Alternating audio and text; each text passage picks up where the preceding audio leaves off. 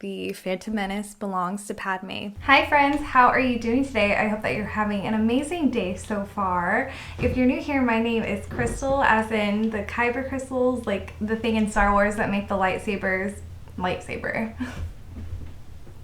And if you like Star Wars, go ahead and subscribe to my channel. We have some boxes to open today. The first one is from one of my friends, so we're gonna do that first. And the second two is from Pat McGrath Makeup, and I got their Star Wars collab, and I'm really excited about these, and we're actually going to play with these today. So this is from my friends over at the StarWars Stuff Podcast, from my friend David. I love StarWars Stuff Podcast. I've been listening to them for years. I actually don't know what this is. I'm assuming it's a t-shirt because I wanted to buy one to like support the pod, you know, and then he was like, oh, what's your address? So let's see.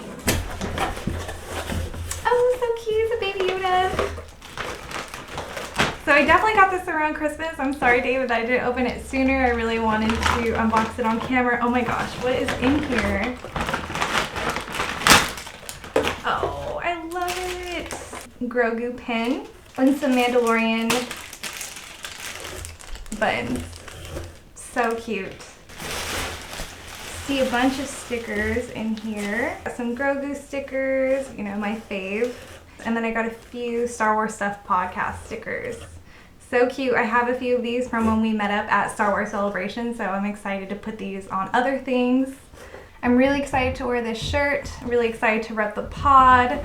If you guys are looking for a Star Wars podcast to listen to, definitely check out Star Wars Stuff Pod. They're one of my favorites. I've been listening to them for years, and they're just so well studied and fun to listen to. Thank you so much. I love it. I can't wait to wear this.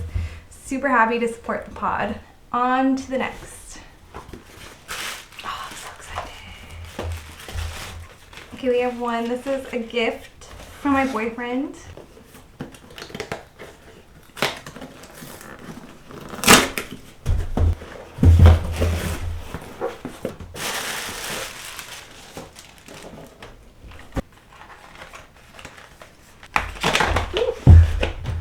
Okay, so these are the things that I got from Pat McGrath Labs for their Star Wars collection. Sith Seduction palette and the main Star Wars palette, which I think is just their Mothership 6 Midnight Sun. And I also got a black mascara.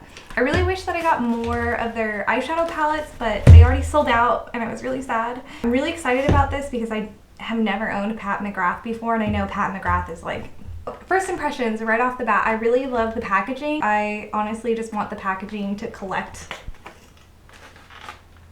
Oh, cute. It looks so fancy and expensive.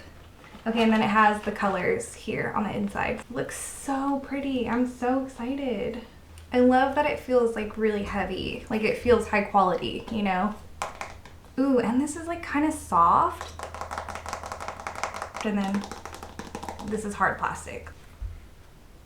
The shadows are a lot smaller than I expected. I was expecting them to be a little bit bigger, but they're beautiful. They're really pretty. I have a bunch of shimmer shades, and we also have 2 matte shades. I've been really into shimmers and glitter lately, so that's perfect for me. And it has purple. For some reason, I love purple eyeshadow. I think I own like 3 purple eyeshadow palettes, and when do I ever wear purple? When do you ever see me wearing anything other than like neutral colors? Like never. I'm gonna read to you guys the names. Skin Show Moon Glow,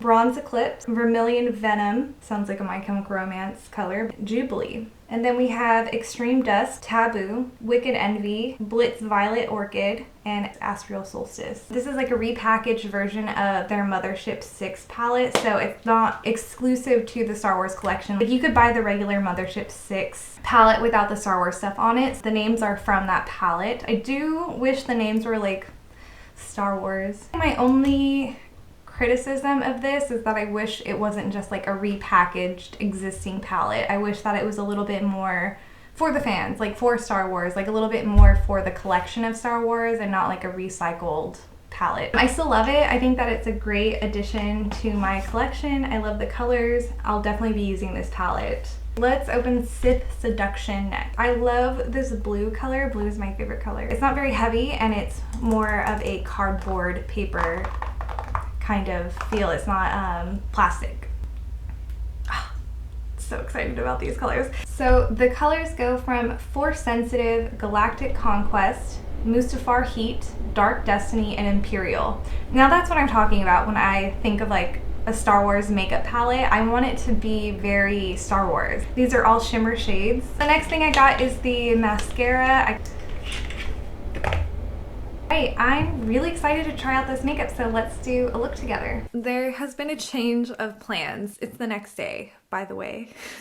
I did my whole makeup. It looked great. I loved it. And when I checked the camera, it stopped filming. Like my memory card ran out somewhere in the middle of me doing my makeup. I'm going to redo the makeup for you now. Without further ado, let's get into it. If you guys are interested in any of the makeup that I am using today, I'll have what I'm using in the description. We recently just rewatched episode 1 of Phantom Menace. There's something about Star Wars that I think is so rewatchable. Maybe that's just because I love it so much, and maybe you can relate to this, but the rewatchability of Star Wars is so high. And I think part of that is because the more you learn about Star Wars lore and the Star Wars universe, it enriches the universe in which we are experiencing in the movies. I don't know if that's like really dorky. I feel like the more you learn about Star Wars, the better it becomes. And not only that, but I have this thing with like headcanons. Canon meaning like actual media, actual information in the media. In this case, the movies, the comic books, the TV shows, and the games. Those are all canon. Anything that happens within like those medias is considered canon. So headcanon refers to things that I, as the viewer, whatever connections I am making there, whether it is in the text or not. And these can be something that is made up, you know, that I just make up, that I feel like enriches the story, or it could be something that other people share online. I think that is also why I love being part of the Star Wars community, is because it kind of seems like something that we all share. It seems very special to me. The reason why I am talking about canon and headcanon is because when you've seen something as much as I've seen Star Wars, you start to add things to it that just kind of make it better. By no means is The Phantom Menace like the best movie ever. It's not even my favorite Star Wars movie. I think that it gets a lot of unnecessary hate.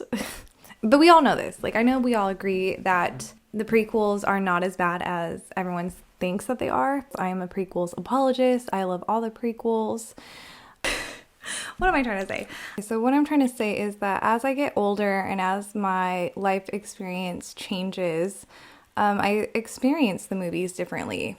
I think it's so cool to be able to watch something through different parts of our lives and still be able to relate to it. I think that's really sick. Let's talk a little bit more about the movie and kind of like what my observations were this time around. It's such an underrated movie. Something that I thought could be really interesting and maybe is like a headcanon for me now. When I was listening to young Anakin speak Huttonese, I was like, why does he sound like that?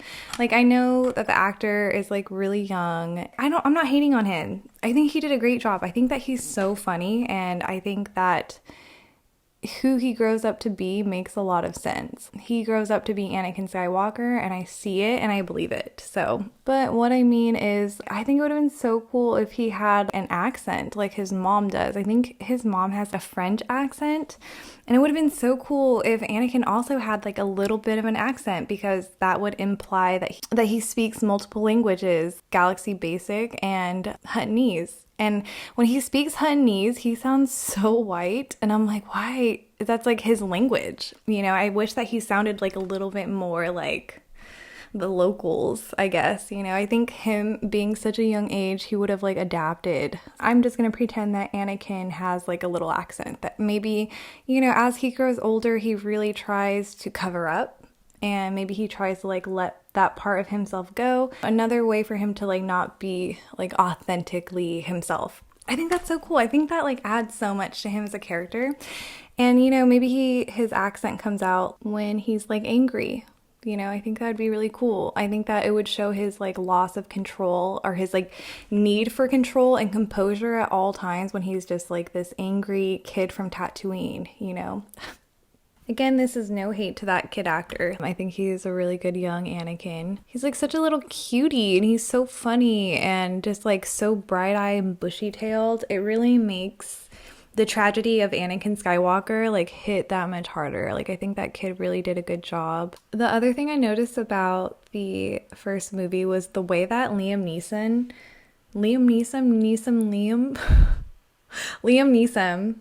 carries that movie. Like any scene that he's in, he's like carrying the scene. Like he is phenomenal. And also I do think that Jar Jar is really annoying and I feel so bad because I know that he was just like written really badly. Like I don't want to be like a Jar Jar hater, but you could take out all the scenes with Jar Jar Binks in them and they would be exactly the same. Dang, I guess all my opinions are coming out in this video. I love him in other Star Wars media. Like, he's not bad in Clone Wars. I mean, they really flesh out all the characters in Clone Wars, though. Even Padme. Speaking of Padme, okay, I am going to do the other eye really quickly, and then we're going to move on to the base, and I'm going to tell you all my thoughts about Padme, because they're very important. Another thing about this palette is I keep wanting to open it this way, like a book. Like, I keep wanting to, like, this way, but it opens this way. Like, how annoying. Like, every time I reach for it, I'm like trying to open it this way. And all my other palettes, they open that way. Like, they all open the right way. So I don't know. That's just been like kind of throwing me off. What do I mean by the Phantom Menace being Padme's movie? Let's talk about her outfits. Her outfits in the Phantom Menace are so iconic. Probably like one of the more iconic costumes in Star Wars, like all of Star Wars, is Padme's costume. Her like red outfit with the makeup. It's so iconic and it's only in the movie for like 5 minutes. So good. Her hair, also iconic. Like her long braids that she wears when she's on Tatooine. Like, also Padme has the best reveal of her and her handmaiden being her body double. Like, that was so crazy. I remember that I totally missed that when I was a kid. Raise your hand if you missed it too, because Qui-Gon to Padme through the whole movie is just hilarious. He's being so snarky to her when they're on Tatooine, and it is so funny to me. She's just like, dude, you can't talk to me that way, but she can't say that. And it just cracks me up. Honestly, the Phantom Menace is so entertaining to me. And another reason why I really think that the Phantom Menace is Padme's movie is because she just plays such an important role in the fall of the Republic. She gets manipulated by Palpatine. It kind of sets like his whole plan in order. Poor Padme. And she's really just trying to do the best thing that she can. She has no idea that he's playing both sides. Like, that's crazy. She's the one that brings Naboo together. She's the one that like really makes an impact on Anakin. Like, she really is that girl. I also really love how many aliens are in this first movie. I know I always talk about the aliens, but I'm a big sci-fi girl. Like, I want to see aliens. Like, I am here for the aliens. We also get the introduction to one of my favorite Star Wars character, Darth Maul. Darth Maul is so freaking scary. They made him to look evil, and he does, and he's really scary. And now I'm going to use the Star Wars mascara. It's black. It's called Dark Star Mascara. It's really quite unfortunate that they killed Darth Maul off in the Phantom Menace. I wonder if they could have done without that. I wonder what that has to say about Obi-Wan's character. Did he really have to cut him in half, or was that supposed to be like him being weak to the dark side? I'll have to think about that one a little bit. Okay, now I'm going in with my ColourPop lip oil, the Mandalorian one, in Dinjarin.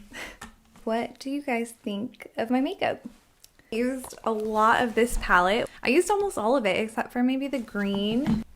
Dude, see, I keep wanting to open it like that. I think I used everything except for this one, and this one. And I used 2 of the colors from this. Has anyone tried any of the other Star Wars makeups? Because I really want to try them and I want to know what you guys think. I just want to talk and hang out and talk about makeup and Star Wars.